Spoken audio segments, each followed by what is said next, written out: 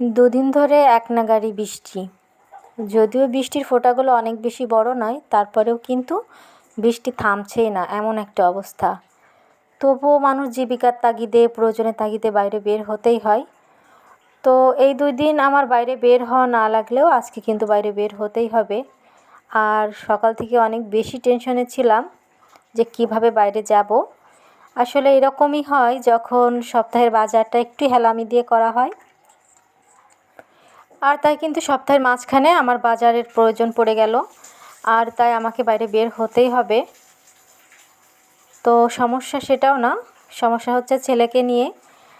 তো তারপর মাশাআল্লাহ আলহামদুলিল্লাহ সব কিছু দিয়ে, কারণ বৃষ্টি তখন কিন্তু একদমই কমে গিয়েছিল, সামান্য বৃষ্টি ছিল যেটা গায়েই লাগছিল না। এরপর হচ্ছে ছেলেকে প্রতিবেশী এক খালার কাছে রেখে আমি গিয়েছিলাম বাজারে, আর আলহামদুলিল্লাহ আমি বাজারটা করে নিয়ে চলে এসেছি।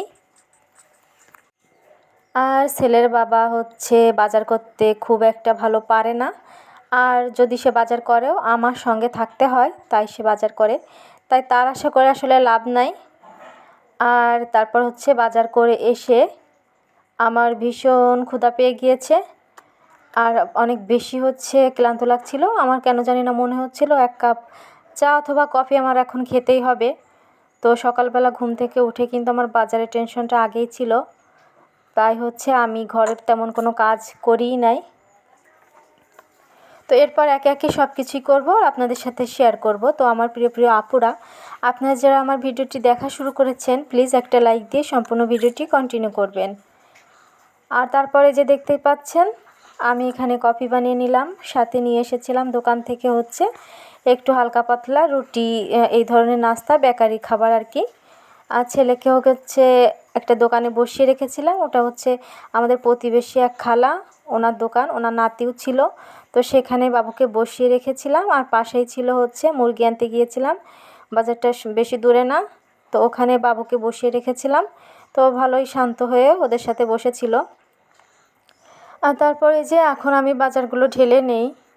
আজকে হচ্ছে মঙ্গলবার, তো সপ্তাহ শেষ হতে আর 2-3 দিন আছে। তো 2-3 দিনের জন্যই বাজারটা করে নিয়ে আসলাম মেনলি। তো এখানে হচ্ছে মিষ্টি কুমড়া, তারপর হচ্ছে পটল, আর হচ্ছে এই যে মুসুরির ডাল নিয়ে আসলাম, আর সেই সাথে হচ্ছে আলুও নিয়ে এসেছি। তো সবজি বাজার খুব বেশি আনি নাই, বাট মুরগি এনেছি, এই জন্য সবজি বেশি আনলাম না, কিন্তু সবজিটা আসলে প্রয়োজন ছিল।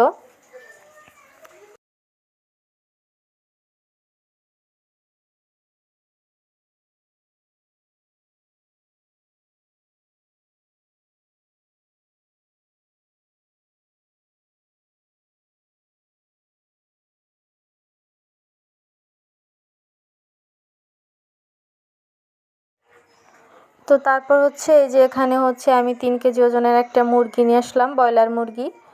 তো ভাবলাম যে মুরগি যতক্ষণে এসেছি মুরগিটা কেটে আজকে মুরগি রান্না করি।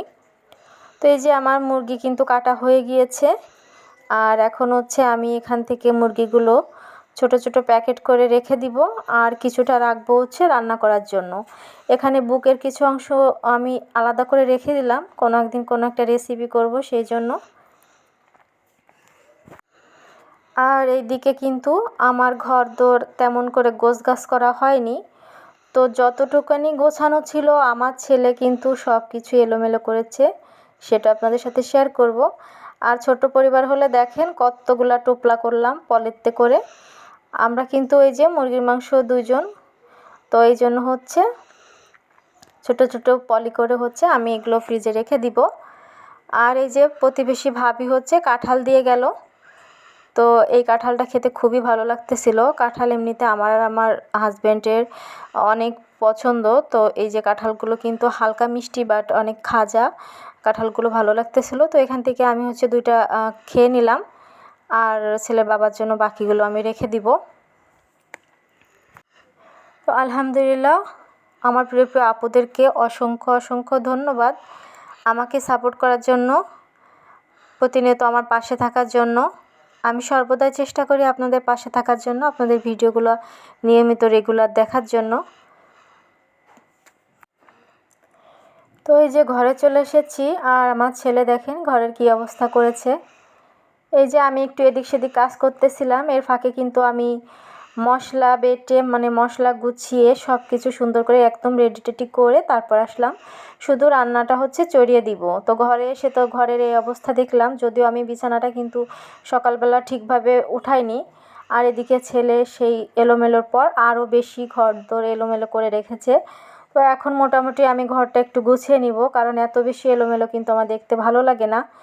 আর এই রকম বিচ্ছু বাচ্চা কাচ্চা যাদের ঘরে আছে তাদের ঘর যতবার গোছানো হবে ততবার এলোমেলো করবে। আর মায়েদের কিন্তু একই ডিউটি, বারবার সেগুলো গোছগাছ করতে হবে, কোনো উপায় নাই। তারপরেও আলহামদুলিল্লাহ, বাচ্চা কাচ্চা ঘরে না থাকলে কিন্তু সেই ঘরটাকে ঘর মনে হয় না। আল্লাহ তাআলা এই পৃথিবীতে কত অসংখ্য নারী পুরুষদেরকে সন্তানের এই যে আদর ভালোবাসা, এই জিনিসগুলো থেকে বঞ্চিত করেছেন। অসংখ্য নারীদেরকে হচ্ছে নিঃসন্তান করে রেখেছেন। এমন আছে সন্তানের জন্য অনেক নারীদের ঘর ভেঙেছে, স্বামীর ঘর করতে পারেনি। তাই সন্তানের প্রতি কিন্তু আমাদের শুকরিয়া আসলে আদায় করা উচিত। আমরা মাঝে মাঝে তো সত্যি সন্তানের উপর অনেক রেগে যাই, আমি বিশেষ করে অনেক বেশি রেগে যাই, ভীষণ রাগ ওঠে। আবার নিরিবিলি থাকলে চিন্তা করি কতজন এই সন্তানের জন্য কত হাহাকার করে, তবু আল্লাহ তাদের ঘরে এই রহমতটা দেয় না। এই জন্য আমাদের শুকরিয়া আদায় করা উচিত। তো এই যে আমি কিন্তু মোটামুটি হচ্ছে বিছানাটা একটুখানি গুছিয়ে নিলাম। আর নিচে যে জিনিসগুলো ছেলে এলোমেলো করে রেখেছে সেগুলো একটুখানি গুছিয়ে নিব। ঘরটা এখন আপাতত আর ঝাড়ু দিচ্ছি না, কারণ অলরেডি আমাকে কিন্তু রান্না করতে চলে যেতে হবে, না হলে উপায় নাই। আর ছেলে হচ্ছে পানির যে বোতলগুলো আছে সেইগুলো সব হচ্ছে বিছানার পরে তুলে দিয়েছে। আর আজকে কিন্তু আমার বোতলগুলো পরিষ্কার করতে হবে, বোতলগুলো কয়েকদিন ধরে হচ্ছে বেশ নোংরা জমে আছে। তো উপায় নাই, এই জন্য হচ্ছে আজকে পরিষ্কার করব। কিন্তু সব কিছু তো আসলে ভিডিওতে ওইভাবে শেয়ার করা যায় না, তাহলে আমার কাজের অনেক বেশি লেট হয়ে যায়। আর যেহেতু ছেলের বাবা একদম টাইম মতো হচ্ছে লাঞ্চ করতে আসে, সে আসার আগে হচ্ছে আমার সমস্ত রান্না বান্না বলেন, অন্যান্য কাজ গোছানো বলেন, সব কিছু গুছিয়ে রেডি করে রাখতে হয়। এসে আমাকে কাজ করতে দেখলে সে খুবই বিরক্ত হয়। তো এই যে খেতে বসলাম, আজকে করেছিলাম এই যে কাঁঠালের বিচি ভর্তা। রান্নার ভিডিও আপনাদের সাথে শেয়ার করা হয়নি। তো এই যে মুরগির মাংসের লাল ঝোল কিন্তু আমার হয়ে গিয়েছে, সাথে করেছিলাম এই যে মসুরের পাতলার ডাল। আলহামদুলিল্লাহ, অনেক অনেক শুকরিয়া আল্লাহর কাছে। আল্লাহ যেন অন্তত এরকমভাবে খাইয়ে আমাদেরকে এরকম রিজিক যেন রাখে কপালে, এটাই চাই। এটা ছাড়া আর কিছু চাওয়ার নাই।